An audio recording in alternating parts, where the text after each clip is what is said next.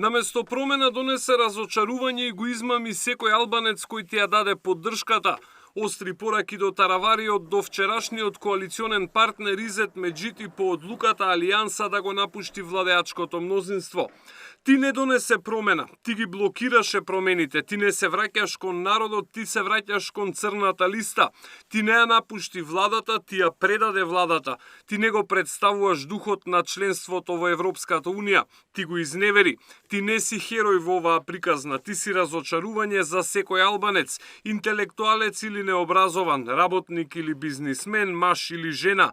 Ти си разочарување за секој активист и симпатизер, секој албанец или албанка кои гласаа за промени, порача Меджити на социјалните мрежи. Таравари вчера одлучи да ја напушти владата, се пожали за ЕУ интеграциите, балансерот и обвини за маргинализација на албанците.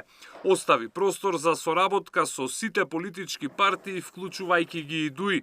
Во моментот немаме никаква соработка со ДУИ, сме кажале дека имало комуникација, меѓутоа нема никаков договор со ниедна политичка партија, меѓутоа сега кога одиме во опозиција, нормално е под демографскиот состав на општините да соработуваме со опозицијски партии, па некаде можеби, иако има некоја позицијска партија со која што можеме да изнајдеме заеднички јазик. На Таравари ви фали еден пратеник тука, а ви фали и вице-премиерот Фетај. Значи, со Фетај се слушнавме, он е на пат, не е во Македонија моментално, а Салим Сулејмани на ручек бевме заедно во 3:15 часот, имаше семејни проблеми, патува за Струга. Токму трансферот на пратеници, еден од лидерите на Вреди смета дека ќе биде главна тема во наредните денови. Во интервју за 360 тој вели дека набрзо ќе се знае дали сите 5 пратеници на Таравари ќе останат со него или ќе му се придружат на Вреди.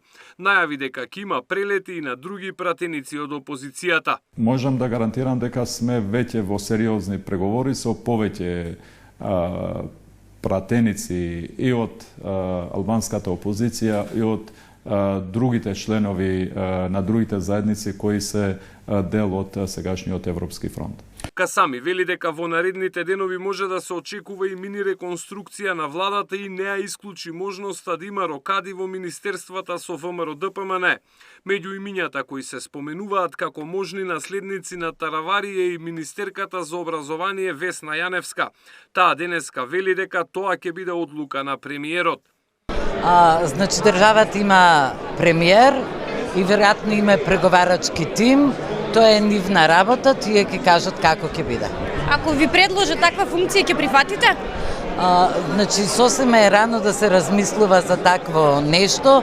Ви кажав кои се одговорни, кога ќе дојде тој момент, тогаш ќе разговараме. Во ВМРО-ДПМН велат дека вечерва ќе имаат извршен комитет на кој ќе се носат одлуки.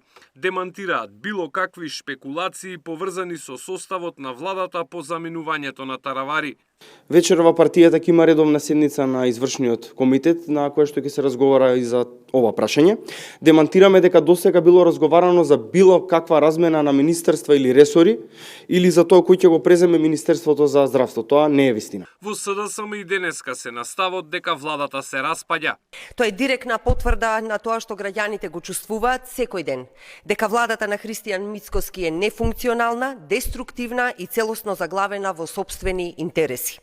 За неполна година оваа влада почнува да се распаѓа затоа што е составена само за да ги задоволи личните апетити. Таравари беше министер нешто помалку од една година. Според најавите, неговиот наследник собранието би можело да го избере до крајот на оваа или на почетокот на наредната недела. Александар Спасовски, Сител телевизија.